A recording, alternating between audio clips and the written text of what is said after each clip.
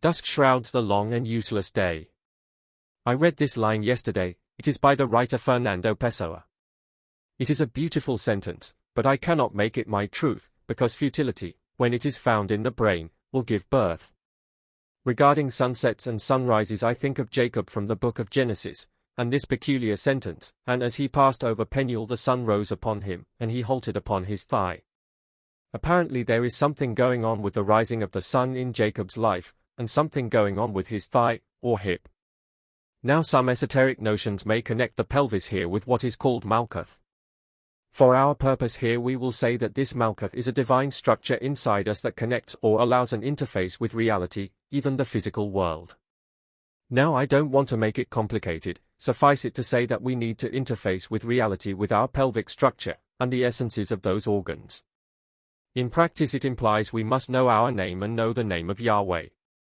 The clarity or perspicuity of knowing and feeling who we are, and the confidence in the knowing, is the agency of the interface.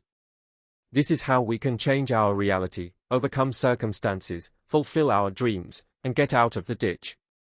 Remember, Jacob halted on his hip or pelvis when he was given a new name, after wrestling with the angel. A sharp man walks. These are the words I woke up with this morning. And by sharp I mean sharpness like a spear.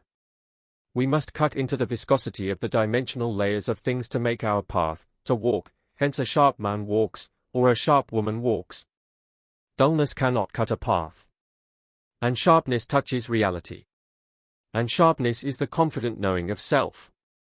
The person who knows him or herself becomes vertical in this existence, and this verticality conveys the pelvis or interface with reality. It is curious that Fernando Pessoa, apparently, wrote his writings standing up.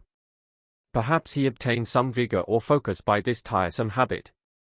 Notwithstanding his standing, he was never vertical, and I suppose, the algorithms in his brain denied him, without his consent, the entrance of the anomalous light of truth into his mind. Because the collective algorithms of the brain, the way we think, allow in some the light of truth, and in some, denies them the light of truth.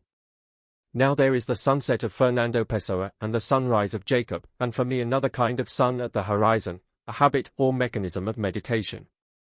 In my imagination I create a picture of a sort of horizon, with a setting or rising sun, and then I try to think of nothing, or try at least, as I find that difficult. I am resetting my brain algorithms which want to toss and turn me, and perhaps gore me. At that place of twilight I try to forget everything, yet feel myself knowing myself, and focus on the light of truth in the Father and the Son, a sort of sense that all things are new. And it must be the Father and the Son, because the light of truth travels only through the door of the belief in this construct.